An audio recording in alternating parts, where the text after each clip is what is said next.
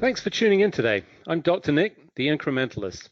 Join me as I seek out the small incremental changes being applied in other industries that we can learn from and that can be applied in healthcare. Can these changes bring immediate value, but also add up to the big improvements and revolution we need in healthcare? Come along with me to explore the possibilities.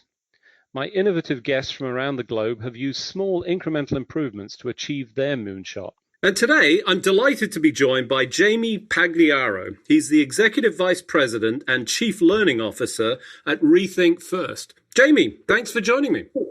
Hey, Dr. Nick. So happy to be here with you today. Thanks for inviting me. So for the benefit of people listening, I think it's always important to get a little bit of background. Tell us how you arrived at this point. I've got to say, I think you're the first Chief Learning Officer I've met, so I'm curious about that title and role, but tell us a little bit of your background and your journey to this point. Sure. Well, back about 25 years ago, I had the privilege as a psychology undergrad in college of getting hooked up with a team that was working with a young child in the local community where I attended school who had autism and who was receiving, at the time, what was a sort of new innovative treatment coming out of the research literature called applied behavior analysis, which is also now known as ABA. And I had one of the most remarkable life experiences watching the transformation of this child over several years, the impact on his family. And I guess it really became sort of a personal mission of mine to see how could we help more kids like this. And so over the years, I worked in various service organizations, delivering care to children with autism in schools, residential settings. I moved up to New York City in the early 2000s to open the first charter school dedicated exclusively to serving children with autism. And then I had a unique opportunity to partner up with a couple of other serial entrepreneurs who saw the massive growth increase in the prevalence of autism and the dearth of services available to meet the growing need. And we came up with an idea 14 years ago to build a technology company that could help address these problems. So RethinkFirst now works in several sectors. We work with public education system. We work with employer groups supporting employees that have children with special needs. We support providers delivering care, and we even work with insurance companies and payers who are funding services. And so my role as Executive Vice President, Chief Learning Officer, is I oversee the operations of our the provider branch of the business. And as the Chief Learning Officer, I continue to play a role in the overall strategy in the business and how we build our culture as an organization. Fantastic. I mean, there's a lot in there that I want to just get into because I think there's some important points. Let's start off. Obviously, it's I guess not surprising to me anymore that the number of folks that I talk to, their origin story is often a big driver. Clearly for you. And what I think is interesting about it is that you talk about autism, which, you know, at the time that you're referencing wasn't as big of a, I'm not going to say problem. I think it was still a big problem, but we didn't have as much, you know, and I think you rightly described it, prevalence, but we've seen that explode. Tell us a little bit about where that's gone in history and what you see in terms of the numbers, because that's part of the problem that you're trying to fix, right? Yeah, I mean, the prevalence numbers back when I was in school, and even going back to the 70s and 80s, people talked about autism being something that was 1 in 10,000 children and largely unknown. I think that the first reference point a lot of people had in the public was a movie called Rain Man with Dustin Hoffman. That was sort of the first portrayal of a person with autism that really reached the masses. But definitely when I started in this field, it was pretty unknown. And if I talked to people about, you know, working or providing services to children with autism, that was usually followed with what is autism? Thankfully, there has been so much incredible work done by national organizations, by local organizations, by parent advocacy groups to really raise awareness of this disability and the behavioral profile of individuals with autism. And the result of that has been the removal of the stigma, which I think, is one of the challenges a lot of families face.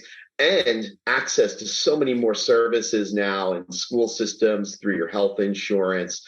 And so, yes, those prevalence numbers have skyrocketed in the last 20 plus years that I've been doing this. And just within the past year, the CDC updated their statistic once again to autism now impacting 1 in 44 children in the United States, which is just a staggering number. Wow, that's really significant. And obviously the number of contributing factors, I think one of the big ones that you describe is important, is that we're just more aware of it and we can identify it. And that's important in the context of this, because you talk about ABA. And I think, first of all, if you would help people understand briefly what that is. And then we'll talk about that application, in the case of autism. Yeah, I mean, ABA in a nutshell is a scientific approach to trying to change or improve socially important behavior. And so when applied to individuals with autism, it's really about looking at the current developmental profile of the child. And typically in kids with autism, we see significant deficits in their communication, their social skills. We also see the presence of sometimes repetitive or even disruptive type behaviors. And then those core deficits then impact an even broader set of life skills, and whether that's learning to eat, get dressed, being able to go to school and learn reading and writing and math. We start to see that the lack of these early developmental skills starts to impact an even broader set of skills. And so really what ABA is doing is it's trying to come in very early, look at those developmental skill gaps and apply principles of behavior, namely things like positive reinforcement, to really target and teach and improve and help that child catch up to where they should be with their developmental profile. And I think that's one of the important points for people to understand here, is that the earlier pretty much you catch this and then importantly apply the relevant therapy, the better the outcome. Is that true? What's the case there? Absolutely. I mean, the most compelling research shows that if we can apply ABA early, intensively, for a specific period of time and with a high quality, that we can have really a life-changing impact on a significant number of children. The challenge is getting to that diagnosis so those services can begin to happen. And, there's a lot of tremendous work being done right now by researchers throughout the United States to get better screening tools in the hands of pediatricians. There's now technology companies that are looking at ways to do the diagnosis even earlier through parent videos and through telehealth. Still the average age that kids begin getting that diagnosis hovers around 4 years old. So we know that if we can get to kids earlier, the better chance we have at reaching sort of that optimal outcome.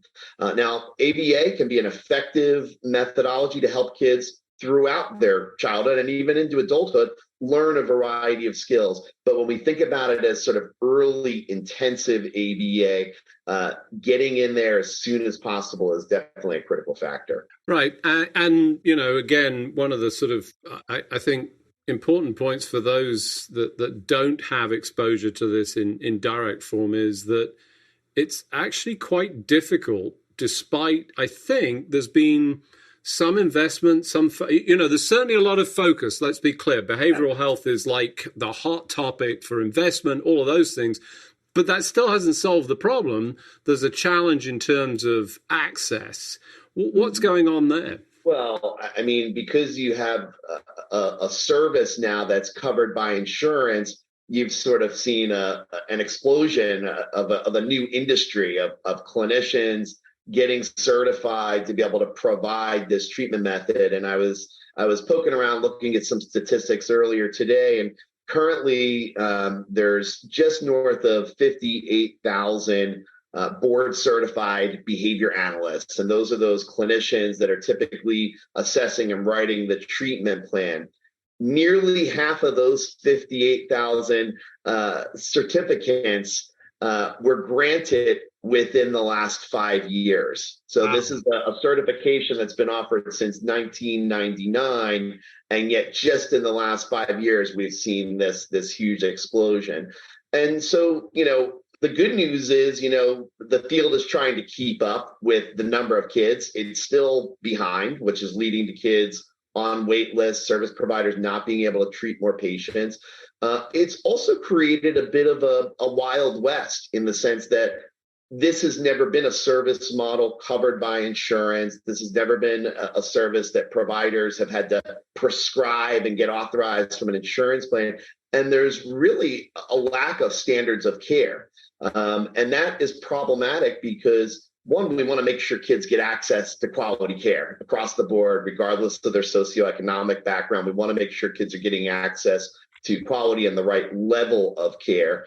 And two, making sure that once that prescription is made, that it's delivered with a level of fidelity. Because if I gave you a medication and you only took the medication every few days, but it was prescribed as something you should take every day, if then we stood back and said that medication isn't working, you'd have to also look at, well, is the issue that the medication wasn't the right medication, the dosage wasn't the right amount, or was the fact that the medication wasn't delivered with a level of fidelity, there wasn't compliance with the protocol, is that contributing to the lack of outcomes? So you have an industry that's grown so quickly here, and there's a dire need for better outcome measurement and better standards of care. Right. And, let's put to one side the very small minority in my belief of the world of people that are, trying to misbehave. I think everybody comes in with the right intentions, but it's challenging, right? As you described, it's this explosion, people are jumping in, they want to be supportive. And that's part of what you're trying to do is to bring, I guess, you're the sheriff in town for behavioral health. Is that a reasonable assessment? I like to think of us as Switzerland rather than a sheriff that's walking around and I see sheriffs in a good way, to be clear. Well, at Rethink, we see tremendous opportunity to help bring order to the chaos and to help the industry establish and refine those standards of care. One thing that we've done over the last few years is we developed a proprietary medical necessity assessment tool, a dosage calculator, if you will, that provides a format and a decision-making logic to help a clinician assess that child, where they are, what they need, and to translate that into a prescription or a dosage of ABA services. First of all, is the child appropriate for that treatment? And second of all, there's a big difference between 5 or 10 hours a week of treatment versus what some kids are getting 30, 40 hours of treatment per week. And so we believe that helping to bring standardization to how that prescription process takes place is a first step. We also, through our practice management software that providers use throughout the US, we have clinicians inputting, I think in the last year, 20 million data points on the patients served on our platform. And that's looking at their treatment goals, looking at the people that are actually delivering care day in, day out, and putting that information into a mobile app. And our product provides all kinds of great reporting and data visualization to help the clinician evaluate the progress. But what's really exciting to me is this massive data set that we've amassed, that we've built over the last 14 years. And we've now started to bring in data scientists to help look at those data so that we can see beyond that initial prescription of care, what's actually working, what's not working, so that we can help better inform providers, payers, and most importantly, empower the consumer. Right. For those of you just joining, I'm Dr. Nick, the Incrementalist. Today, I'm talking to Jamie Pagliaro. He's the Executive Vice President and Chief Learning Officer with RethinkFirst. We were just talking about, bringing order to the Wild West and, some of the work that you've done. Sounds like, you've amassed this huge data set that encompasses treatments, actual assessments of the individuals, showing potentially some guidance for future opportunities in terms of what would be the most appropriate. Because my sense of this is we're still exploring a lot of this. This is not, there's no cast iron recipe to actually resolve this, and finding perhaps some of those pathways. So tell us, if you would, a little bit about the platform and some of the insights that you've started to see as you've gathered all of this data. Yeah, so our platform for providers consists of an electronic medical record, clinical data collection tools. There's also an extensive library of thousands of treatment protocols that were developed and overseen by an independent scientific advisory board consisting of some of the leading experts in the field of autism and autism service delivery.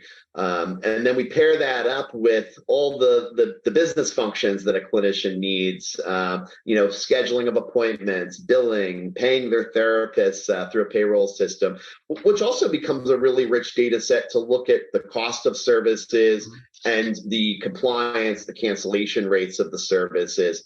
And so we're still really in the early days of mining this data set to garner insights. Some things that we've learned right out of the gate with our work with the dosage prescription assessment is validating the fact that there is tremendous variability in how clinicians prescribe care from one organization or practice group to another, and even from one clinician to the other. And that really is why we made that a starting point to bring order to that step in the process, and then to continue building out from there. And let's dig into that a little bit, because from a clinical perspective, as a physician, I think about prescribing drugs, and we talk about a dose response and a line. Do you see that? Can you see, is the value to actually increasing, the amount of therapy in some, all cases? What's the status there? Well, I think, we do look at what that initial dosage is. We do look at what is authorized by a health plan. And then it gets messy. When you're talking about providing a child 20, 30, 40 hours of treatment for 6 months at a time, and typically they're repeating those 6-month authorizations, sometimes for a couple of years. You're dealing with humans. Kids get sick. Therapists can't come to work. Parents have competing demands. So it's not as simple as just making sure that you remember to take your pill in the morning. And so, we notice that when somebody gets an authorization for service, a lot of times they may only be getting 60 to 70% of that recommended or prescribed service. So that's something that we really need to look a lot more closely at. First of all, are there ways to enhance that utilization and get better fidelity? And then how do you help problem solve with families and just the logistics of the provider practices to help optimize and ensure that kids are getting that level of care that was actually prescribed? Yeah, and you mentioned this earlier on. I mean, obviously, we see inequities in healthcare that are just really, truly devastating. And I think in this particular instance, I don't want to say more so. I think everybody, sees their own problems. But obviously, from a family standpoint, lack of access, how are you starting to address that? Are you able to drive down the costs of access? Are you able to provide some automation that sort of improves things? Can you extend care into these communities that just don't have, ready access? Yeah, well, fortunately, due to mental health parity laws, we're now seeing state Medicaid programs developing initiatives and creating funding that matches what children are receiving in that same state that are privately insured through their family's, employer. I think that's a really great first step. And, we're working with many providers that go in network with Medicaid. We've had many discussions educating legislators, state childcare leaders on the importance of delivering this service equitably to all children. And again, it's another area where we believe that having standards of care like a dosage assessment, a prescription assessment, ensures that somebody's not just getting better access to care because they're financially able to pay for that out of pocket. And so I think there's still a lot of work to be done. And absolutely, from a technology perspective, we're obsessive about, can we help improve the productivity of therapists? Can we help optimize care? Can we help get results with kids faster? By informing the care along the way. I mean, these are all the ambitious things that we're looking to tackle and leverage our data set to derive insights from. But I think there's still a lot of work to be done there. Rethink also as an education arm, and we work with many of the largest urban public school districts in the United States. And that also creates another avenue for us to get our tools in the hands of special education teachers who, in addition to teaching reading, writing, and math, are struggling every day to manage behavior, manage the life skills of children in their class. And even now that's extended into just the social emotional well-being of students. So Rethink has done a tremendous amount of work developing content and curriculum and getting that into the hands of public school teachers to make sure that we know kids are coming to school, and that's a great place that we can help improve the quality of services that they're receiving. So you talked about ABA and one of the predominant sort of forms of therapy, but one of the ways of sort of expanding this, and certainly there are other therapies that can be as helpful, if not more helpful, like speech language therapy, occupational therapy. Are those incorporated, or is that sort of future plans?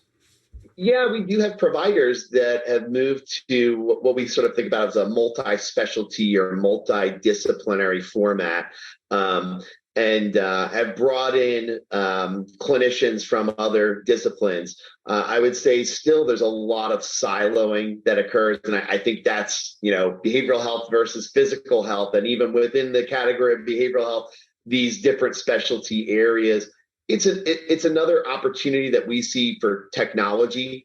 We've developed a lot of tools that empower families to engage other members of the care team using the technology to better share access to information, better share data, to try to break down some of those silos and create better interdisciplinary collaboration. So, I think, that's definitely a big focus for us, is being able to support a range of clinicians and looking at how we can break down those silos. Right. So as you think about the future, I mean, obviously this is a long journey, and continues. I think we're all on many of these paths, but this is obviously an expanding path. We, talked about some of the expansion of the numbers and, the challenges around that. What are you excited about? You've obviously managed to achieve some significant success, but where do you see this going? What's the opportunity? Well, I think, we've done a lot of work to lay the framework, the groundwork for standards of care. What excites me most is the opportunity with the data to start delivering insights back to providers, back to payers, funders of these services, and most importantly, back to consumers. There's so much unknown still in this area. Everything from what is autism and what are the causes of it, but also how do we help individuals with autism reach their fullest potential? And that may look different for every child, for every individual receiving treatment services and whatever therapy model that they're going through.